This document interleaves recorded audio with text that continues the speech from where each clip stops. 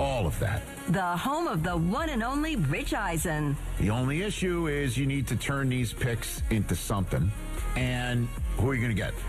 You can get a pretty good pass rusher where the Ravens are picking right now based on everybody that I saw at the Combine. Isn't that amazing? They tanked for a better pick, but it lost to Max Crosby. Weekdays 9 a.m. to noon before Mason and Ireland. The Rich Eisen Show on LA's mega sports station, ESPN. ESPN LA. The home of the Lakers. And now the home of the Rich Eisen Show. Weekdays 9 a.m. to noon. KSPN Los Angeles. A Good Karma Brands radio station. This is Lakers Talk on 710 ESPN. It was the most impressive win of the season yesterday afternoon at Crypto.com Arena. The Knicks, who average 117 points a game, finished with 97 points. The lockdown Lakers D held the Knicks to just 97 points. And Luka hopes to keep building off that wire-to-wire performance. It's a pretty awesome win, for sure. They beat Nuggets by 40 in Nuggets, so I think it's a pretty big win for us. Gives us a lot of confidence moving forward. And head coach J.J. Redick hopes to keep the squad focused. My job is not to overreact. We're 15-9 in our last 24. We're a top 10 offense, a top 15 defense. That's what we wanted to be coming into the season with this group, and that's where our group is right now. Lakers Talk is presented by Hoag Orthopedic Institute. When pain keeps you from doing what you love, Hoag Orthopedic Institute gets you back to you. Visit HoagOrthopedicInstitute.com to get the help you need today. And all new Lakers Talk is on right now. Here's Andy Kamenetzky. What is up, Laker fans? This is Lakers Talk. Andy Kamenetzky, ESPN LA. Thank you very much for being here, for listening, for watching. If you are on the YouTube channel right now, we are obviously the home of the Lakers right here at ESPN LA 710, but we are also the home of the Rams, your LA Kings, USC, bowl games, the NFL Combine, all sorts of different sports, which means Lakers Talk and me and Funchy and DeAndre. Also the National Kickball Championship. The National Kickball Championship, what was once on the Ocho, it is now on 710 ESPN. Nothing, by the way, translates better to radio than kickball. Nothing translates better to this particular medium than kickball, but because of all of the different sports and entertainment that we carry at 710 ESPN, it means that me and Funchy and DeAndre become a traveling circus, different day of the week, often different times. The Lakers Talk faithful, you are always here with us, and it is always greatly appreciated. We got a lot to get into today. Lakers got a really tough slate of games coming up between yesterday versus the Knicks and March 25th. Like, if the Lakers are going to, at minimum, stay out of the play-in, they're currently 5 seed in a tie with the Nuggets, just 2 games ahead of the Suns at 7. They got to win some games. But they are also just a half game behind the Rockets for the 4 seed and just 1 game behind the Wolves, who they already own the tiebreaker over, and they will be facing tomorrow at the Crypt. They will be taking on Ant Edwards and the gang tomorrow. So, if they want to potentially get all the way up to the 3 seed, they got a lot of games coming up, some tough games between what started yesterday versus the Knicks and March 25th, where the break officially begins against the Indiana Pacers. The Lakers got to win a lot of games. We'll break down what makes it such a tough slate, what we're going to be looking for. It is that time of year again, that time of season where folks are asking whether the Lakers are better without LeBron James. The question that gets John Ireland up off his seat and taking phone calls, I don't care. Star effing driven town. I don't get it. Every time this comes up to John Ireland, he just does not. Star effing driven town. Doesn't get it. But after yesterday's win over the Knicks, which obviously we're going to get into, which LeBron did not play in, it has resurfaced the latest and frankly never-ending question for Lakers fans over certainly this season and maybe even the last couple. Would the Lakers be better off without LeBron James? We're going to get into that. I also have an idea of how LeBron, who has never been truly embraced by Lakers Nation. Would you guys agree with that? LeBron has never fully ingratiated himself with his fan base, certainly not in a sustainable way over what is now 8 seasons. Yeah, I can agree with that, yeah. Yeah. I mean, I think there have been a few peaks. They certainly were excited when he arrived, or at least the ones that were not making this all about Kobe versus LeBron. But he's never fully ingratiated himself that way. I have an idea that could potentially win over a lot of fans this season. We'll get into that. Going to preview tomorrow. Again, like I said, huge game between the Lakers at the Wolves at the Crypt, 8 p.m. tip. And at the risk of sounding like an old man, seriously, NBA? Seriously, NBC? Seriously, Peacock? 8 p.m. tip-off? Like, why not make that is ridiculous, by the way. Why not make this just like a midnight tip-off? Treat it like the Rocky Horror Picture Show or something like that. Like, we're really doing an 8 Late night with David Letterman. Dude, 8 p.m. I get with it. all I'll be of there. the national TV commercials. Like, there's going to be extra stoppages. Like, there should be no challenges allowed in this game. Like, none. And there will be plenty of them. You Come on, take what trust the me. refs give you tomorrow and you accept it. Running clock. The refs will just make it slower and just call every single foul. You know, I'm gonna 20 say plus free throws for both teams. I'm going to say this in advance. I haven't seen what any of them have done. I hate all three of them already. I've already decided I hate all three of them. But it is, though, a big game tomorrow versus the Lakers and Wolves. I think it could be a really, really fun game. And we're going to preview it with John Krasinski, covers the Timberwolves for The Athletic, and his podcast, The John Krasinski Show. Like, he is the best out there in terms of local team coverage. He's fantastic. So excited for everyone to hear that conversation, plus your calls, 213-799-0139, 213-799-0139. But we got to begin with Sunday afternoon's huge win over the Knicks, 110-97. No LeBron James.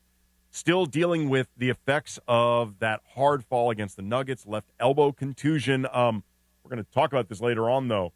The elbow is not LeBron's problem right now. There's a new problem going on in terms of his health. We'll talk about that later in the show. But he missed the game because of the elbow and also the standard left foot arthritis.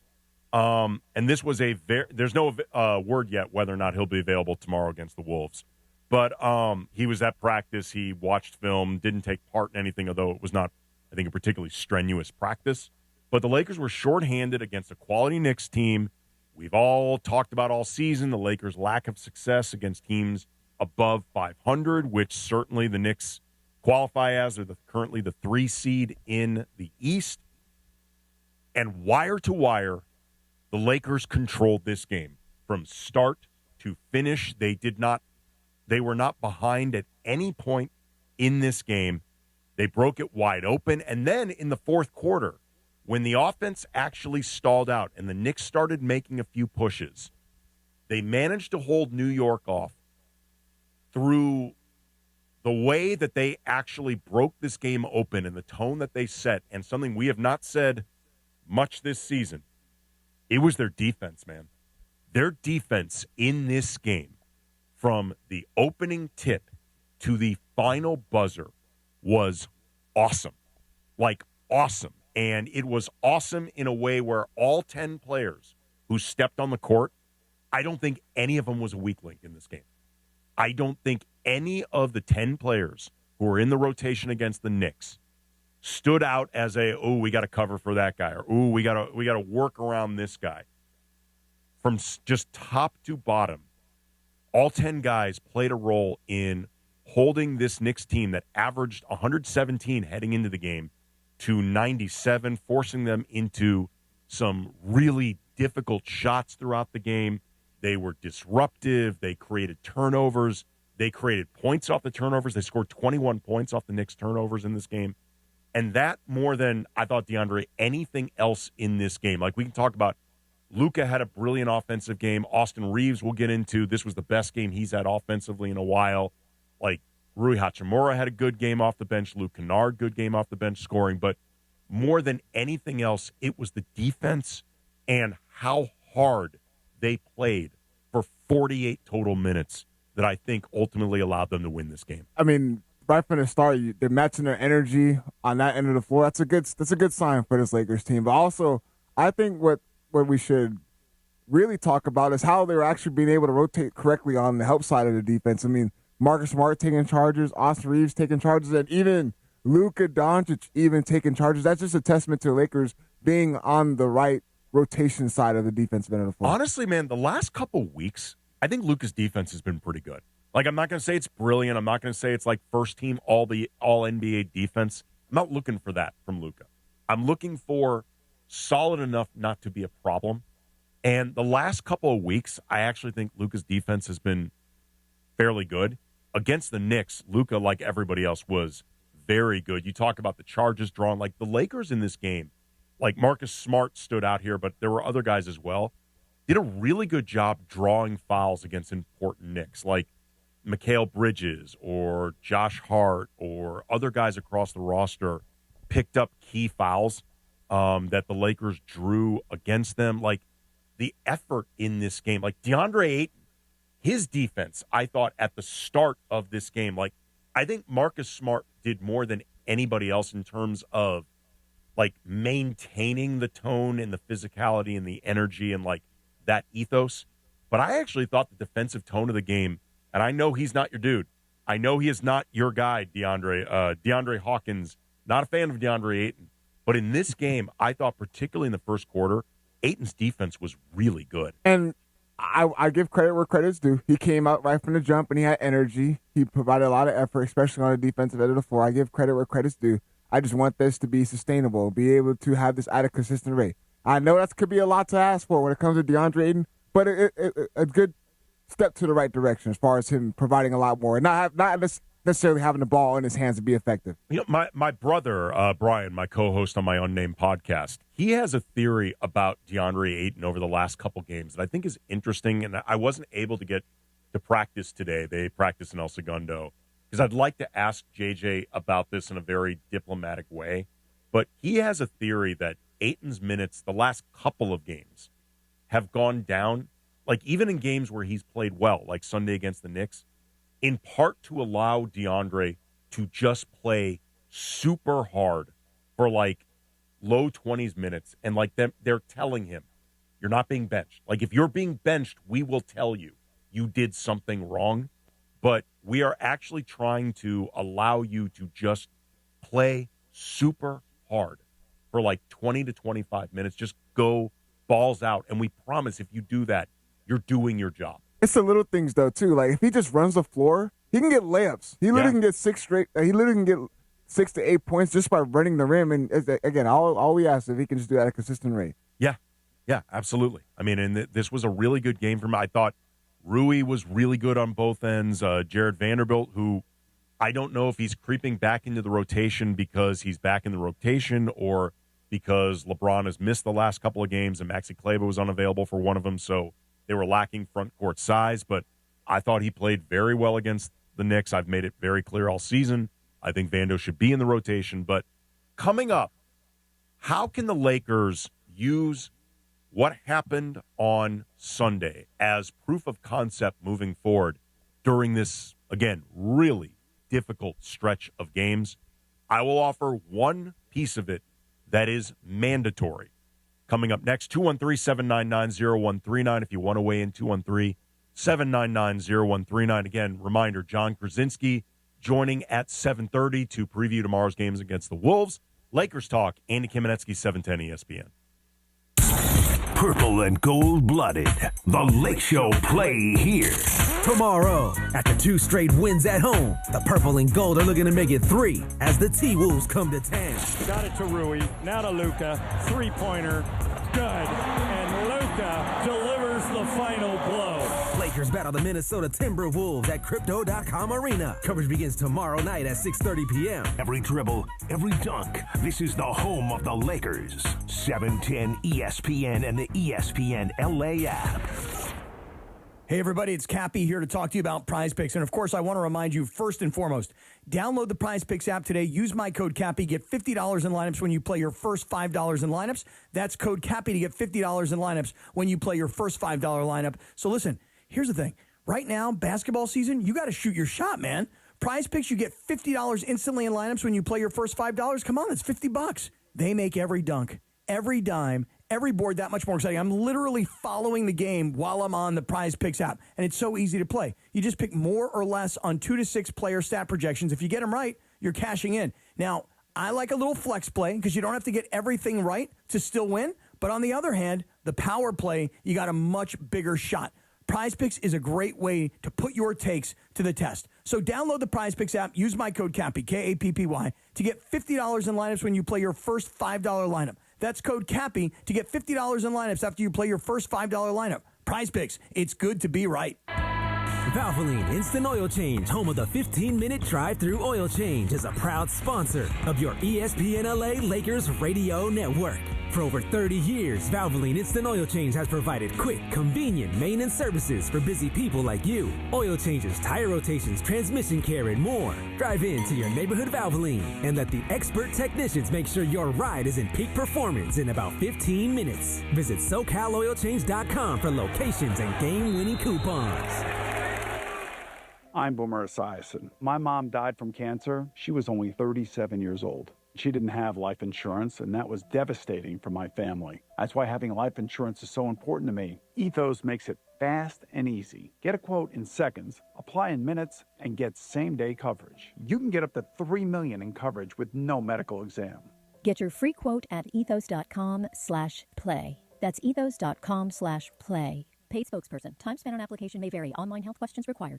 Adam Schefter here. It's tournament time, when only the most talented teams survive and advance. And whether you're cutting down the nets or cutting through resumes, one thing's clear. The best teams are built with the best people. If you're hiring, you need ZipRecruiter. Their smart matching technology finds qualified candidates fast. You can add screening questions to get the right applicants and even filter to see who's recently active. Score the best for your team with ZipRecruiter. Try it for free at ZipRecruiter.com/sports. That's ZipRecruiter.com/sports.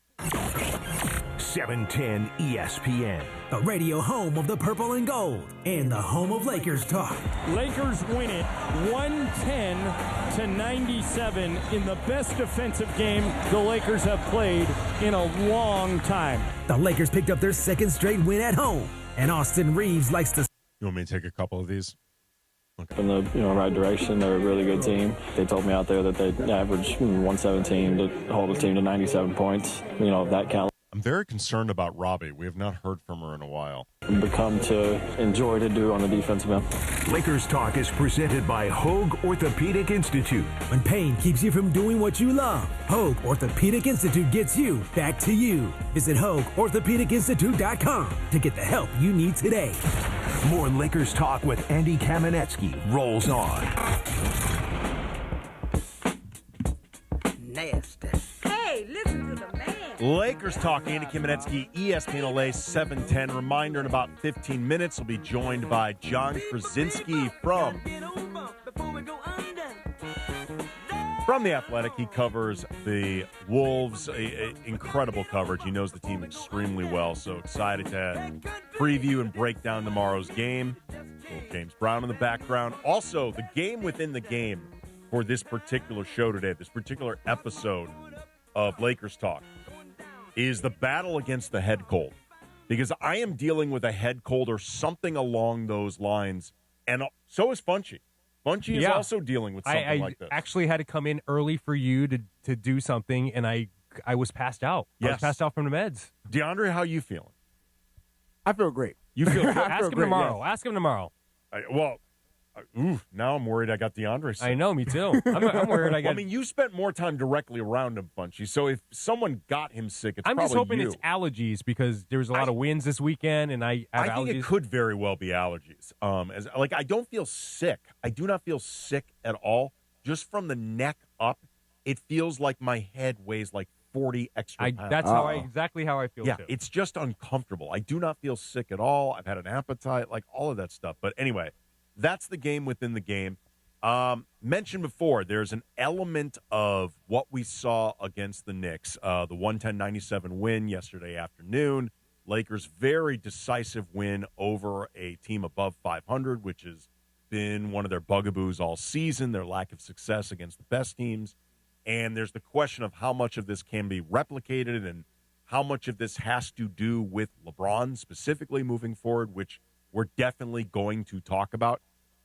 But there's one piece of this that I do think is worth mentioning now in terms of what I think will for however successful the Lakers are going to be over the remainder of the season, the Knicks game, that win provided one blueprint.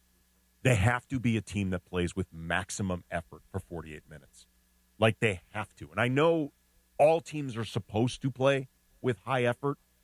Some teams, though, are more capable of getting away without maximum effort than others, whether because they have more talent, whether because they have more natural athleticism, more speed, a roster that just makes so much more sense because they've been playing together for 3 or 4 years and they've got so much muscle memory and reps that they can just turn it on whenever they need to. The Lakers do not fall into any of those categories. So they often have to paper over their weaknesses and become the best version, the best sum of their parts. They can only do that by playing really damn hard for 48 minutes. There's no way around it. And to bring up two examples, one being against the Denver Nuggets, where they spotted the Nuggets, 9 points? They started off. No. 11. Oh, my bad. In the first 2:55. Exactly. 11 points in the first 2 minutes and 55 seconds. And you do that to a Denver Nuggets team, it's hard to try to come back. You can argue they outplayed Denver for the other 45 minutes. Exactly. You could make that argument, but you can't spot Denver 11 points. And then they didn't do that to the New York Knicks. It's another example. So you got two sides of it where they did that to the Nuggets and it bit them, and they didn't do that against the New York Knicks and then end up having success. Yeah, I mean, I thought for the overwhelming majority of the Denver game, they played really hard. Like, they were out there hustling. Like, they made a lot of really good things happen. But they were flat for just 3 minutes. And those 3 minutes were an effing disaster and prevented them from winning a game that, again, I think you can argue they outplayed Denver. But it didn't matter. Like, it did not matter at all. And they didn't make the necessary adjustments down the stretch because, once again, you're down. You spotted them 11 points. Yeah. You had 0 points in that 2 minutes, 55 seconds. That is not a formula for winning. But that is one of the things, like this game, and there's been a recurrent topic over the course of the season, like the idea of them playing hard enough, sometimes playing down to level of competition, sometimes coming off flat. They have to be a maximum urgency team for 48 minutes. It's the only way. Whatever you think their ceiling is, even if you don't think their ceiling is that high as it needs to be, whatever. If you want them to hit whatever the ceiling is, it's got to be just maximum effort. But see, I feel like even if they were to give maximum effort, which I feel like there's sometimes energy and effort is not really the sole reason to why the Lakers lose games I'm not saying it's the only thing. I'm just saying it's a non-negotiable. You know how JJ talks about non-negotiables? Yes. I'm saying this is a non-negotiable. Like, and especially because it's one of those things where you have full control over it. And you can't coach that. I know everyone wants to, get on JJ Redick and stuff like that, but he can't control someone playing hard. No. That is a self-willing thing. Absolutely. Take a couple calls. Don, in the city of industry. You're on Lakers Talk. What's up, Don? Andy K., what is the word? Good to talk to you. Good to talk to you. Man, I like the sound of this lockdown Lakers. Man, more of this, please. It just goes to show, I remember one time Kareem was saying, everybody on the team doesn't have to be a great one-on-one defender, but everybody's got to be a great team defender. Just do your job, channel your guy towards your stoppers, and man, Mike Brown, after the game, he was lamenting. He was saying, we didn't box out. We didn't put bodies on them. Well, that meant we were putting bodies on them. When's the last time we out-physicaled anybody? To your point, Don, I love it. I appreciate the call. Like Austin said afterwards that he thought they played harder than the Knicks. When is the last time you've heard the Lakers say that, much less you've watched them and think that? Like them actually say, we played harder than our opponent. I think it's the first time all season. Yeah, it really may be. I mean, DeAndre, Yumi, Funchi, we hear quite literally all the post-game comments, like all of them.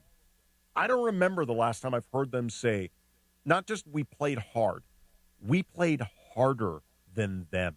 We never hear that. Or they out-offensive rebounded a Knicks team with Mitchell Robinson, Cat, and Josh Hart. They got more offensive rebounds than that team. Like, when is the last time the Lakers have won the offensive rebounding battle, when they've kept any team off the offensive Shout out glass. Jake LaRavia. Shout out everyone. Like, everyone worked, man. Like, when is the last time the Lakers have had more second chance points than another team?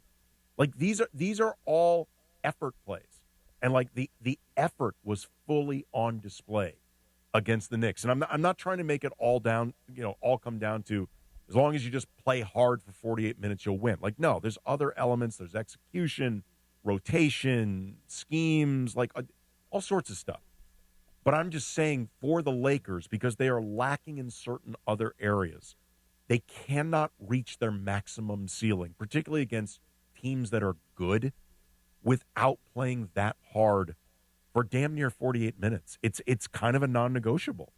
So to Don's point, as far as like being able to play team defense compared to relying on guys to play individual defense, that's where the Lakers get themselves into some certain holes. Is that I feel like whether they do have energy and effort and stuff like that, they still find themselves into holes on this roster because you can count on Marcus Smart to give you most of that energy on the defensive end of the floor. Regardless if he's shooting a 1 for 10 from the field, you can count on him to be your guy defensively. But that's what it gets to. Can the Lakers get that energy and effort from a night-to-night basis from Luka and Austin Reeves? Like they did against the Knicks. Like you said, Luka Doncic has been playing well through these past couple of games on the defensive end of the floor. I think the last couple of weeks, actually, Luka's been fairly good defensively. Like, again, not lockdown, but good. Like, solid. So, and that's good as far as Luka's standards, but is that going to be consistent going into the playoffs? A lot of that's up to Luka. I mean, in all honesty, like everybody works together to create the best sum of their parts defensively, but the focus and the attention and the urgency defensively, that's on Luka. Like and Luka the last couple of weeks has really seemed more locked in defensively than in the past. And when he's done that, like against the Knicks, I thought his defense was really good. Against the Pacers, against the Pelicans, like I actually think his defense was quite good. I just need to see more of a sample size against the Timberwolves, against the Houston Rockets team, who is a lot more physical than a lot of other teams, and it's only going to get harder. I mean, you got the Detroit Pistons coming, then you got the Denver Nuggets again. Like I just want to see a consistency against those type of opponents. Absolutely. Real quick before we break and get to John Krasinski, Mitch in New Jersey. You're on Lakers Talk. What's up, Mitch? Andy, Funchy, DeAndre, I hope you get better there, Funch. We have some backcourt, and I can't believe that people can't wait to be LeBron off this team. Maybe Dre off the bench, and maybe make DeAndre, if he can't play at least 30 minutes, I mean, where's his energy? You know, my dream with LeBron, I wish he had to play some football, and I wish he finished his career as a center. And I think he would do better than DeAndre. I don't know what's going on. I can't stand him. Yeah, I appreciate the call there, Mitch. You know, it's funny, actually, like, when you said, like, center, talking about DeAndre Ayton as, like, a basketball center. But LeBron, if he had wanted to, man, he could have played in the NFL. Like, he actually, beyond that wide athleticism, he was, like, an all-state wide receiver. Like, he really could have played in the NFL. Like, he was apparently that good of a football player. He's like Allen Iverson, that good? Yeah, I mean, look, some guys are just so good athletically. It's like, other than, LeBron has taken up golf at a late age. Like, that's hard to learn at his age, and apparently when sciatica is at risk. But I tend to believe if LeBron had picked up blank sport as a kid or as a teenager, he'd have dominated. Like, he's just that special of an athlete. Like cricket? Cricket, yes. Like cricket. He could. I've actually said recently, and then we'll break. I know curling doesn't involve ice skates, but during the Olympics, when I saw curlers, it got me wondering, has LeBron ever ice skated before? Because I've never heard him talk about it before. I've never heard LeBron. No chance. Okay. You're saying no chance. I would love to see LeBron as an adult try ice skating and to see how quickly someone of his athleticism could pick up something like ice skating, which I know a lot of people as adults consider hard to pick up. It's not hard to fathom that he does know how to ice skate. Well, according to DeAndre, it doesn't. Really? DeAndre says no chance. I don't think there's a chance that he would. He's from Ohio, and that's what they do in that, region of the country. It probably is ice skating country, although they did not have hockey in Ohio when LeBron was I bet you can up. roller skate at least. A little roll bounce. Yeah. But, yeah, curling got me thinking about that just because LeBron is such a next-level athlete. And obviously, like, beyond the work he puts into it, he's gifted. Got me just thinking about it. Anyway, we're going to break down tomorrow's Wolves, Lakers, big game tomorrow night at the Crypt, 8 p.m. Pregame coverage begins at 6:30 right here. John Krasinski, The Athletic, 710 ESPN. Purple and gold-blooded. The Lake Show play here. Tomorrow, after 2 straight wins at home, the Purple and Gold are looking to make it 3 as the TWolves come to town. Got it to Rui, now to Luka, three-pointer, good, and Luka delivers the final blow. Lakers battle the Minnesota Timberwolves at Crypto.com Arena. Coverage begins tomorrow night at 6:30 p.m. Every dribble, every dunk. This is the home of the Lakers. 710 ESPN and the ESPN LA app. It's calling. A driving force from within. Pushing, beating, rising to the surface. The time has come to let it out.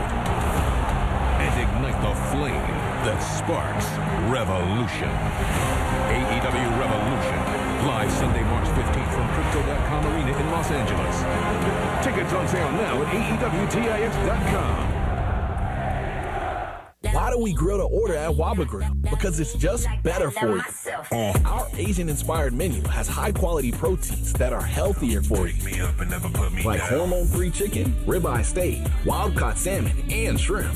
Introducing our new Chili Crisp Dumplings. A spicy twist on a Waba favorite. Bold, crunchy, and tossed, and fiery. Chili Crisp. That's our new Chili Crisp Dumplings. Get them today. Only at Waba Grill.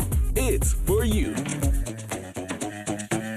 We're definitely going to be late for kickoff. We should be at the game by now. I'm just taking a little detour. I've got to fill up my gas tank, and I know this place a couple of towns over where the gas is cheaper. Are you serious? We missed tailgating because you're driving out of the way for cheaper gas. Just use Upside. What's Upside? Upside is the free cashback app that gets you real cash back for every gallon of gas you buy. Wait, I can get cash back just for buying the gas I need anyway? Yes, I use it all the time, and I made around $200. Now pull over so you can download the Upside app before we miss the whole first quarter. Football fans, download the free Upside app now to earn cash back every time you buy gas. Use promo code FANS25 to get an extra 25 cents per gallon on your first tank. You can cash out anytime, right to your bank, PayPal, or as a gift card for Amazon and other brands. Just download the free Upside app and use promo code FANS25 for a 25 cents per gallon bonus on your first tank. That's code FANS25 for a 25 cents per gallon bonus. That's code FANS25.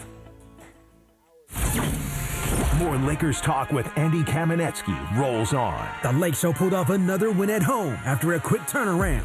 And head coach J.J. Redick is proud of how the boys grinded out the win. To me, this wasn't an offensive game. Like, it wasn't going to be an offensive game. This was going to be a gritty, tough game that we had to win with effort, and we did that.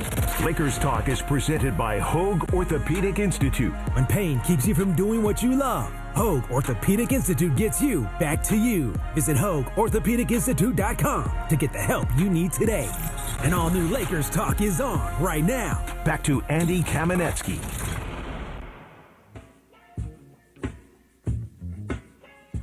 Lakers Talk, Andy Kamenetzky, ESPN LA 710. The Lakers continue part of what's going to be a very tough stretch of games tomorrow night at the Crypt versus the Timberwolves. 8 p.m. tip, not going to lie, kind of late in the evening. NBC, Peacock, thank you very much. But it should be a really great game. And to preview the Wolves, truly nobody better to talk with than John Krasinski. Covers the Timberwolves for The Athletic. He's also the host of the John Krasinski Show podcast. Follow him on Twitter at John Krasinski. John, how are you, man? I'm doing great, Andy. How are you? Good, good. The Wolves are coming off a rough loss to the Orlando Magic, but they've won 8 of their last 10 games, albeit not necessarily a murderer's row of opponents. But how would you describe their play of late? You know, it's been up and down. I mean, certainly since the All-Star break, they've been playing largely well. But it's a team all season long that has been inconsistent. So they will play really well for certain stretch of games, and then they'll stub their toe like they did in against Orlando the other night and lose by 20. So generally speaking, when they're playing a tough opponent that they respect, they are very, very good. And then when they're playing opponents that are a little bit lower down the standings, they struggle a little bit. So it's been a bit of a Jekyll and Hyde season I was going to ask you, that pretty much is the national narrative about this team, that they can be a schizophrenic, maddening squad all over the place, but that they also may just be looking ahead to the playoffs, given that they're coming off back-to-back Western Conference Finals appearances. How much of, do you think, just they are bored with the regular season, justifiable or not, and they just want to get the real games underway, dictates that inconsistency? Yeah, I do think that's a lot of it, Andy. I mean, they've won at a fairly high level, but they are still kind of new to this winning, and so there has been complacency in this regular season, for sure. I mean, there have been nights where they just don't really seem to have the intensity, kind of set to where they need to be. There's nights they've taken their opponents for granted, and that's when they get into trouble. And then there are nights when they play the Oklahoma Cities of the world, when they play San Antonio, who they've beaten twice, when they play some other teams, even earlier in this season when they played the Lakers, and I think they lost one time at home without Luka and LeBron, and I think that was, largely their own fault. And so I think that there is some boredom, that they just want to get this over with and get to the playoffs and get things going, but that can be dangerous in the Western Conference when everything is log-jammed from like 3 to 7. So they've got to be really careful with that, but it's certainly been something that they have been fighting all season long. Talking with John Krasinski, covers the Timberwolves for The Athletic, as well as his podcast, The John Krasinski Show. Follow him on Twitter, @John Krasinski. Lakers Talk, Andy Kamenetzky, ESPN LA 710. Anthony Edwards' scoring numbers are through the roof. They are extremely efficient, nearly 30 points per game on roughly 50% from the field, 41% from behind the arc. Is this a career season for Ant in your mind? And if not, what's preventing it from being one? No, it definitely is the best season of his career so far, and it kind of follows the script that he's written for himself the last 3 or 4 years. He always goes into the offseason trying to address a weakness in his game, and each year he's done it. 2 years ago, he wanted to become a better three-point shooter. Then he came back last season and made more threes than any player in the league. This last offseason, he wanted to be a better crunch time player and a more versatile offensive scorer, so he worked on his mid-range and his post-game, and he's been one of the most efficient clutch time players in the league this season because he has so many more ways to go about attacking the defense rather than just threes or just going to the rim. You can get to the mid-range, get to his spots at the elbow or kind of in the post and go to work, and it's been really, really effective. And so, he's been a little inconsistent defensively, and I think like his path to MVP status is to be, a lockdown defender most nights, in addition to what he does offensively. But when you look at everything that he's done for this team and how consistent he has been from a scoring standpoint, from an offensive standpoint, he has made a leap. I think he's, wherever you want to put him, he's top 5 or 6 in the league right now, and in a league that the depth of talent, I think, is as great as it's been perhaps ever. Like, that's really saying something. He's a real deal, bona fide face of the franchise player who just keeps getting better and better every season. It's funny, actually, when hearing you talk about the work that he puts in every offseason to develop a new skill, which is something that's been well known about Ant, combined with the fact that, he clearly wants to be great, and he clearly has star-like charisma that I think he is not afraid to leverage and unleash. He's also been a part of this face of the league conversation that he has often said he doesn't necessarily care about. How do you think he defines face of the league? Just because I think that would help us understand more of just a guy that seemingly wants to be such a big star saying he's uninterested in being the face of the league. Yeah, honestly, Andy, I really do think when he says he doesn't really get into it, he really doesn't get into it. So if you ever want to turn him off in an interview, do 2 things. One, just bring up Michael Jordan in comparisons to that. He hates that. And the other is to talk about face of the league because he always says, I don't want none of that. You can have Wemby for that. Thank you. And so it's, you look at that, and he just doesn't want any part of that, which I actually, Andy, that's why I believe he kind of has an inside track to being the face of the league, because I have long contended that kind of moniker, like that kind of label, it's not something that a player can set out to be. He cannot say, I want to be the face of the league or I am the face of the league. That's a label that chooses you. And because he is reluctant to embrace that, that makes it even more powerful in my part. He doesn't want to be that, but he can't help but being maybe the most charismatic player in the league. He can't help but being a super genuine guy that tells you exactly what he thinks every single time that he opens his mouth. He can't help being this overpowering and dynamic offensive player. And so I think eyeballs gravitate to him, and it makes it a little more authentic that he is being – you can tell, like, no one's trying to make him the face of the league, or you can try to, and it doesn't really matter. Like, it's got to be, do people connect with him? And they do with him. And he's just so fiery and he's so dynamic that I think it positions him well for these next couple of years as LeBron and as Steph and as KD kind of phase out of that mantle to really be kind of right front and center in that discussion and be kind of one of the main guys that the league really markets itself around. Talking with John Krasinski, covers the Timberwolves for The Athletic, as well as his podcast, The John Krasinski Show. Follow him on Twitter, at John Krasinski, Lakers Talk, Andy Kamenetzky, ESPN LA 710. What is the Wolves' greatest strength as a team? Like, when they look to leverage blank, they are pretty hard to beat. Yeah. I mean, I'll go with two things. One is when Ant is sort of in playmaking mode, that is when they're the most difficult to deal with. It's not when he's scoring 50 or 40.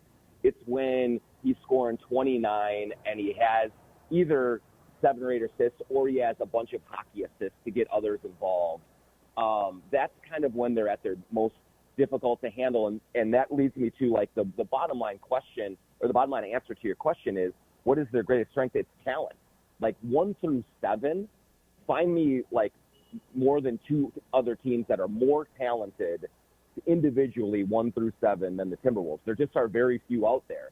When you go to Naz Reid and Ayo Dosunmu off the bench, and then you add in Bones Highland and Kyle Anderson in like that 8th, 9th role, but then the starting 5 is really good together with Ant and Randall and DiVincenzo and Rudy and Jaden McDaniels. Like, they're just really individually physically talented. And so when Anthony Edwards is leveraging all of his offensive gravity to get his guys great shots, they just become really hard to deal with. And that's when they beat the Thunder, and that's when they beat the Spurs, is when that ball is moving around and you're finding everybody can do damage on the court. And so that's why I really like them in the playoffs, Andy, is like it usually comes down to pure talent in the playoffs, at least in the first couple of rounds. And the Wolves just have more talent than most of the teams in the Western Conference and in this league. And the flip side, when they are most vulnerable or beatable, other than complacency, what would you say is the biggest reason? Yeah, it's when they really devolve, when a defense can force them into isolation basketball. When Anthony Edwards or Julius Randle are just pounding the air out of the ball and trying to break their guy down one-on-one, and everyone else is stagnant and not moving around, that's when they get into trouble, because you just can't get in a rhythm otherwise, that way. And so even if Randall is driving into the paint late in the shot clock and kicking it to the corner, it's hard for McDaniels or DiVincenzo or anyone who's sharing the floor to shoot with confidence and rhythm and really make things happen. It's just like you can lull this team into that mano-a-mano, my turn, your turn type of basketball that really does work against them more often than not. Well, this should be a really interesting game then, John, because the same thing can be said exactly about the Lakers. So I guess it's which team can remain more disciplined. Talking with John Krasinski, covers the Timberwolves for The Athletic, as well as his podcast, John Krasinski Show. Follow him on Twitter, at John Krasinski. Lakers Talk, Andy Kamenetzky, 710 ESPN. Just a couple more questions for you. I know a lot of Laker fans had been hoping, if unrealistically, that Ayo Dosunmu would somehow be available for them. He ended up getting traded from the Bulls to the Wolves. How has he fit in with them? Yeah, it's been great. I mean, it's certainly. Damn it. I will say this: there's been some, there has been some ups and downs just in terms of the acclimation process and kind of figuring out what his role is and how he can find his offense and what he does defensively, playing with Gobert and all those things. So there's been a little bumps in the road, but you just see the makings of an absolutely perfect fit for what the Wolves need. If you remember, 2 years ago, or even last year, these last two runs to the Western Conference Finals, one of their most important players was Nickeil Alexander-Walker, who could come off the bench, guard multiple positions, hit open threes, kind of give them enough offense to kind of get over and just be able to do a lot of the little things. And they did not really have that for the start of this season. They were hoping Rob Dillingham and Terrence Shannon Jr. could do that for various reasons. The young guys never did click in that way. But Ayo just does so many things that the Wolves need of that spot. He can guard multiple positions. He's a big guy. He's 6'4", but he's rock solid. And the other thing that he does is he gets out in transition. And this is a team that has often wanted to play at a slower pace, but Ayo really makes them get out and run for easy buckets. And so that really works well. And so, you add all that with a really good personality that has just fit in well with this locker room.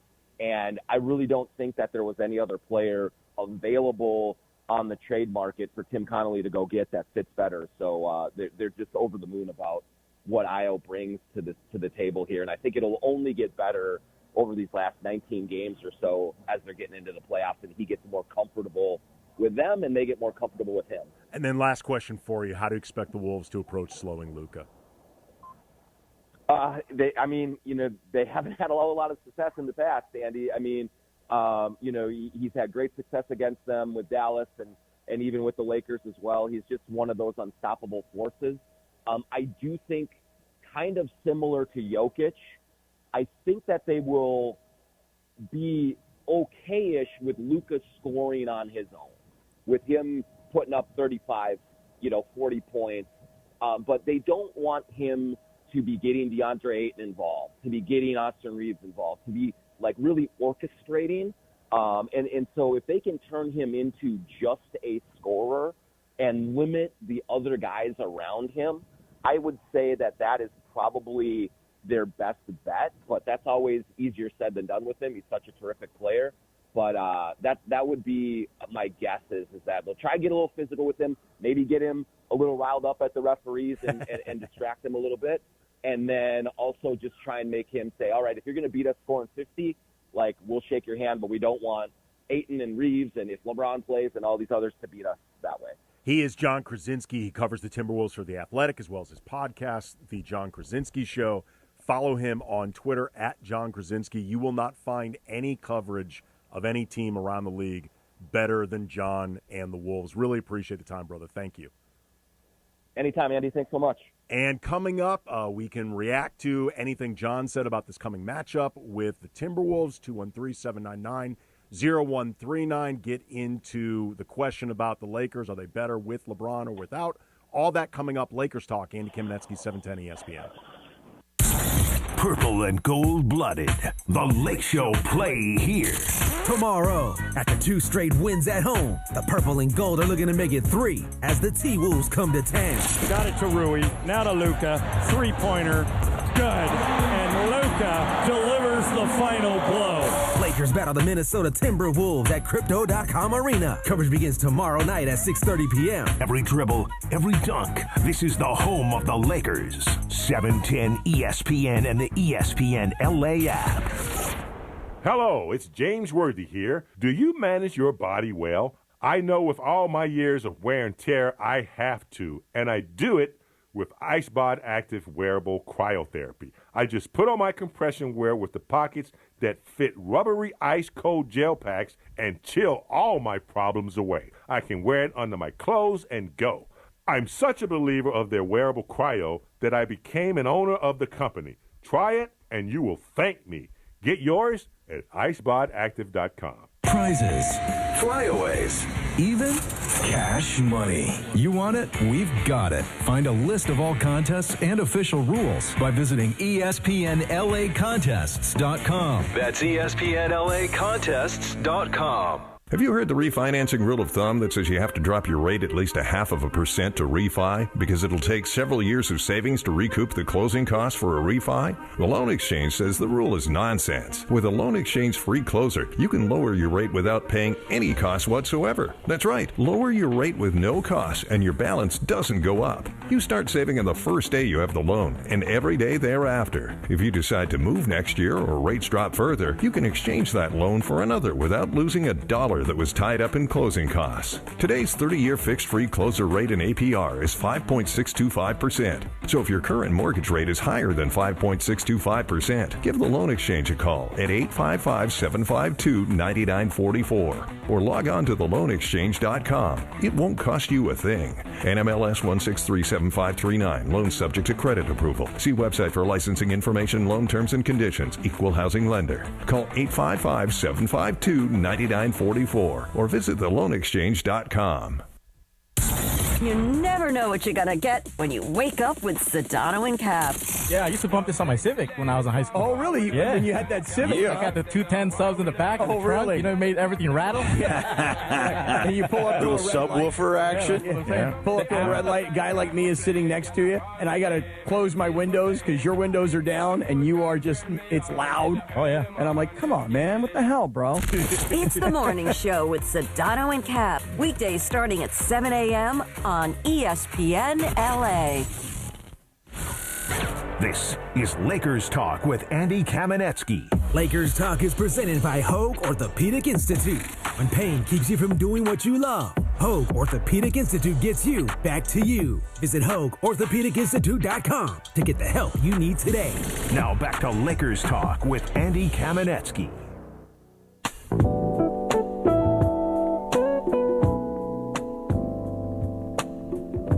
I don't know who this is, but I know it is the sample for Bonita Applebaum. Exactamundo. This is called Ramp by Daylight. By Daylight? Yes. I am not familiar with Daylight, but this is one of the primary samples for Bonita Applebaum off Tribe's first album. Shout out to Mike Trudell, who is undoubtedly listening and is a massive Tribe Called Quest fan. He's also the guy who gifted me my precious beloved Tribe Called Quest t-shirt. Love it, too. Yeah, it's a great shirt. Thanks again to John Krasinski from The Athletic and from the John Krasinski podcast, Covers the Wolves. Great breakdown of tomorrow night's opponent at the Crypt. 8 p.m. tip-off. 8 p.m. But 6:30, that's when the pregame begins with Beto Duran. He'll have the postgame as well. John and Michael on the call. All games can be heard right here on ESPN. And despite the ungodly late hour, it probably should be a really, really fun game. It is time for the Lakers Talk Injury Report, brought to you by the Call Jacob Injury Hotline, the only number LA trusts after an accident, 800-345-6789. 800-345-6789. Easy to remember, which is important if you are rattled from having an accident. Lakers put out their injury report for tomorrow. Only guy on it is LeBron James, which was pretty expected. He'd be listed as questionable. But there's a plot twist. The arthritic foot that we've come to expect that whenever LeBron is listed on the report at all, that foot would be an issue. But the elbow contusion that kept him out of Friday's game against Indiana and Sunday versus the Knicks, the injury that he incurred down the stretch against the Nuggets, took a really nasty fall and hurt his elbow, tried to finish out the game, really couldn't do it. That's not the injury that's on the report, along with the arthritic foot. It is arthritic foot and right hip contusion. Right hip contusion, to the best of my knowledge. This is totally new. Now, this may be residual from Denver. Like I said, that hard fall was nasty and took like his whole body.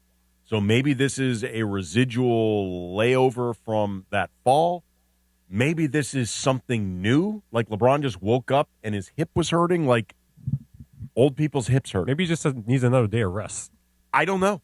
And they're just coming up with stuff. You think they're just coming up with reasons? Yeah. But why would they list something new as opposed to just, laying back on the elbow? I don't know. Think that sciatica is coming back? That sciatica, hip and sciatica are closely related. Like, we don't want to wildly, recklessly speculate, but I believe, according to my very limited medical knowledge, if you were suffering from sciatica, it would bother you in the hips.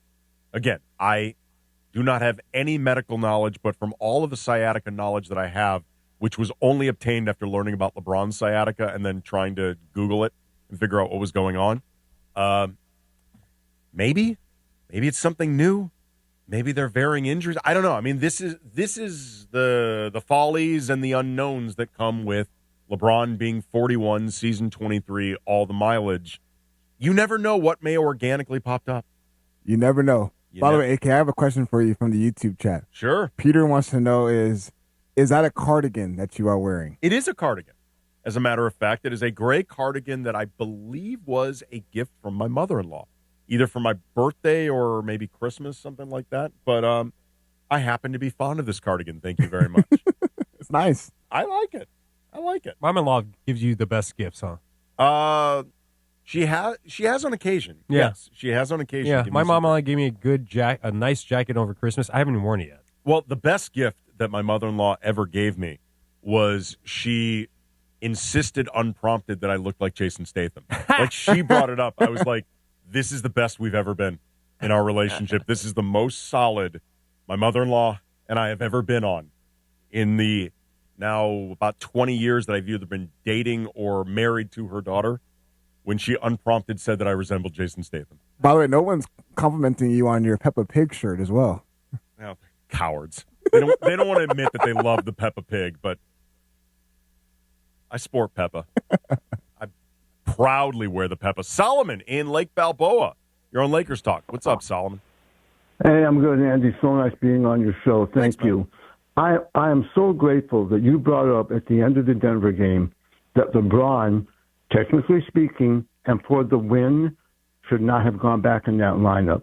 Or you don't pull Rui at that point, the way he was playing. Yeah. That said, to address your question, are the Lakers better with or without LeBron? I'll put it this way. They are better when the big three are not playing together, from what I can see. So whatever two you're going to have at the end of the game that's working the best, and if LeBron is not part of that unit and they're playing great and they're going for the win, John says, well, he's LeBron and you cannot play him, this, that, and the other. There's going to have to be some kind of understanding. You want to win or you want to play? Well, and I appreciate the call, Solomon. And the point that I was making to John, in case people didn't happen to be listening to that episode of Mason and Ireland after the Denver game, this would not have been benching LeBron. Like, LeBron was playing well against Denver. Like, there was nothing he was doing wrong that would have prompted leaving him on the bench as some type of in-game strategy. The problem was he got hurt. And he got put back into the game only a couple minutes after he was really shaken up at a time where the Lakers were rolling. They had a group that was really working, and Rui in particular, who got subbed out, was really playing well on both ends. I said it's not it's in my opinion, it was a mistake. And it's not one that I'm going to kill JJ for, because your natural inclination, particularly if LeBron says I'm good, like, your natural inclination would be to put him back in. But I really think that he should have just recognized in the moment, at the very least, let's hold off. Like, there's no reason to make this substitution. And LeBron clearly wasn't physically able to get through the game because he didn't finish it. Like, he played for a few possessions. Other than a couple times where he passed the ball, his left arm was basically hanging off his shoulder, dead-armed, which I understand because, again, he took a nasty fall. Like, this wouldn't have been about punishing LeBron. It would have been about just in-game recognition of what was working. Again, Lakers Injury Talk report brought to you by the Call Jacob Injury Hotline, the only number LA trusts after an accident, 800-345-6789, 800-345-6789. Coming up, big stretch of games for the Lakers over the next couple of weeks. We're going to break down some of the implications. That's all coming up. Lakers Talk 710 ESPN. Purple and gold-blooded. The Lake Show play here. Tomorrow, after 2 straight wins at home, the purple and gold are looking to make it 3 as the T-Wolves come to town. Got it to Rui, now to Luka, 3-pointer, good, and Luka delivers the final blow. Lakers battle the Minnesota Timberwolves at Crypto.com Arena. Coverage begins tomorrow night at 6:30 p.m. Every dribble, every dunk. This is the home of the Lakers. 710 ESPN and the ESPN LA app. I'm Boomer Esiason. My mom died from cancer. She was only 37 years old. She didn't have life insurance, and that was devastating for my family. That's why having life insurance is so important to me. Ethos makes it fast and easy. Get a quote in seconds, apply in minutes, and get same-day coverage. You can get up to $3 million in coverage with no medical exam. Get your free quote at ethos.com/play. That's ethos.com/play. Paid spokesperson. Time spent on application may vary. Online health questions required.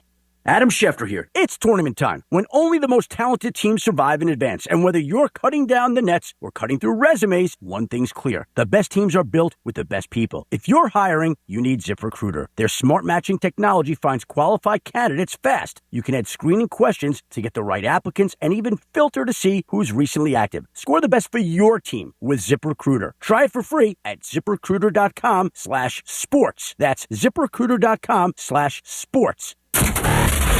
Mason in Ireland. The one I would like to participate in someday is Power Slap. The OGs of LA Sports Radio. I've always wanted to compete in Power Slap. You'd have a broken jaw, and Juan would be saying, "Why do you keep putting yourselves?" He would in definitely these say positions? that. He would definitely say that. I know DeMarco wants to do Power Slap, so you should talk to him about it. Oh, well, wait a minute, versus DeMarco Power Slap? Oh, that's a horrible idea. Oh, Right, I will take him down. Oh, my I will God. take DeMarco down. Oh, my God, yeah. that is a horrible idea. Oh, I could take a slap.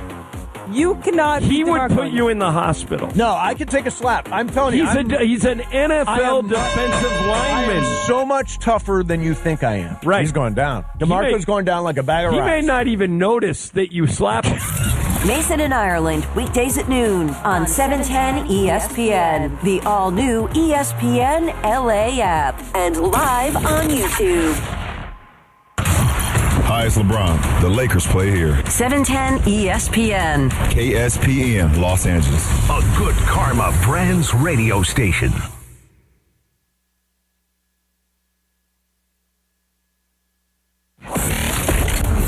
This is Lakers Talk on 710 ESPN. It was the most impressive win of the season yesterday afternoon at Crypto.com Arena. The Knicks, who average 117 points a game, finished with 97 points. The lockdown Lakers D held the Knicks to just 97 points. And Luka hopes to keep building off that wire-to-wire performance. It's a pretty awesome win, for sure. They just they beat Nuggets by 40 in Nuggets, so I think it's a pretty big win for us. It gives us a lot of confidence moving forward. And head coach JJ Redick hopes to keep the squad focused. My job is not to overreact. We're 15-9 in our last 24. We're a top 10 offense, a top 15 defense. That's what we wanted to be coming into the season with this group, and that's where our group is right now. Lakers Talk is presented by Hoag Orthopedic Institute. When pain keeps you from doing what you love, Hoag Orthopedic Institute gets you back to you. Visit HoagOrthopedicInstitute.com to get the help you need today. And all new Lakers Talk is on right now. Here's Andy Kamenetzky. Lakers Talk, Andy Kamenetzky, ESPN LA 710. Thanks to everyone who's been with us for the first hour. Thanks to everyone who will be with us for the next hour leading up to 9 o'clock. We are going to talk about the upcoming slate of games the Lakers have. Very challenging, I think, in a lot of ways. Could be very defining. We're going to talk about that. Also, we are going to address the elephant in the room, the question that has been circulating around fans. I see what you did there. See what I did there? La elephant in the room. As I often like to say, at times he will get passive-aggressive. But after the Lakers' very decisive win over the Knicks, 110-97, which LeBron was not able to play in, the elbow contusion, there has been the latest round of questioning whether or not the Lakers are better without LeBron. I have thoughts on this, but they kind of flip the question on its head a bit or redefine it a bit. So want to get into that. But before we get into all that, 213-799-0139, if you want to weigh in, 213-799-0139. 0139. JJ in Belmont Shores. You're on Lakers Talk. What's up, JJ? Andy, how are you, brother? I'm sorry you and Punchy are under the weather. Yeah, we are, man. I'm sorry about that. Thank you. Okay, Andy, I'm coming at you. Okay. When you say, are the Lakers better with LeBron or not? Why would you say that? You know it's true they are. Well, here's what I would say, JJ.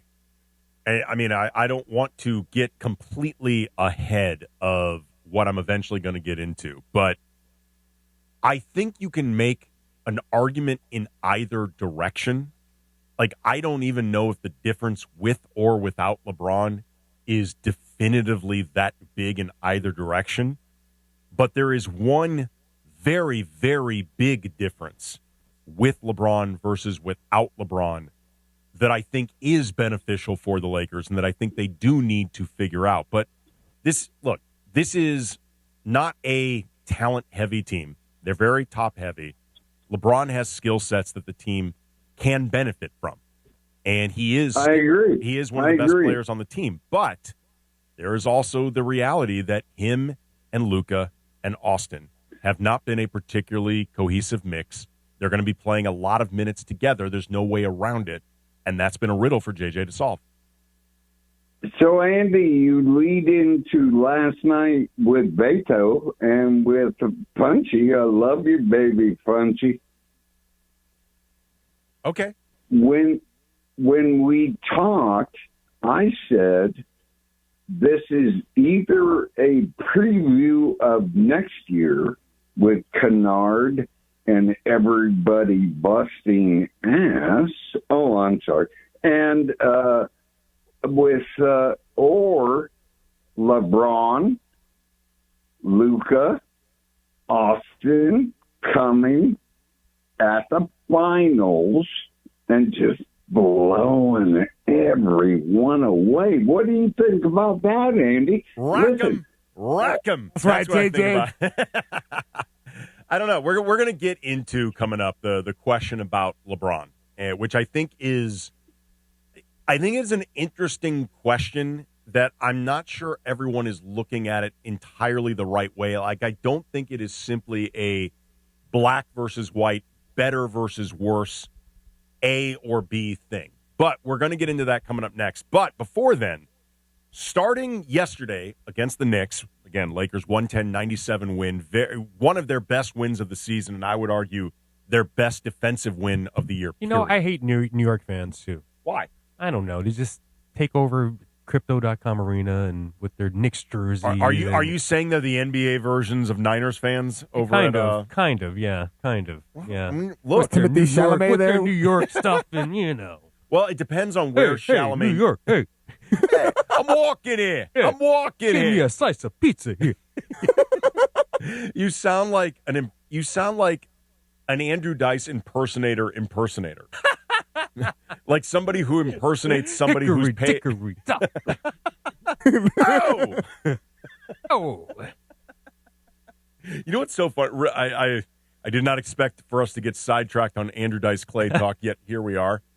Years ago, I used to bartend at the now defunct Carnegie Deli in Beverly Hills. It was like the L.A. version of the New York one that I think is still around. It's the more famous one. It's the massive one. With the big sandwiches and stuff like that. It's the one that I'm pretty sure it's the one. I didn't know they had one out here. They did. Well, I mean, if you didn't see it before 94, you weren't going to see it at all because it closed down then. I believe I was actually the last employee that they hired. I don't think that was the reason they closed, but I'm pretty sure it's, you know, the famous orgasm scene with Meg Ryan and Billy Crystal when Harry Met Sally. Yes.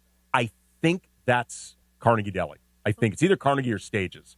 But anyway, I used to work at the Beverly Hills one, and I was walking to work, and I had to walk one time for whatever reason where I parked past, I don't even know if it's still there, but Mulberry Street Pizza, which is owned by the actress Kathy Moriarty. I've heard of this pizza, but I don't know she was in Raging around or whatever. Yeah, I don't know if it still is written. She was in Raging Bull, and she was also in The Adventures of Ford Fairlane with Andrew Dice I love Clay. that movie. So I absolutely love that movie. I was walking past Mulberry Street Pizza, and outside at this outdoor table is Dice, and he is holding court with people, and he's in like full Dice regalia. He's got like leather jacket, headband the on, cigarette. He's got the gloves that are cut off at the fingers, and I cannot repeat the joke that I heard.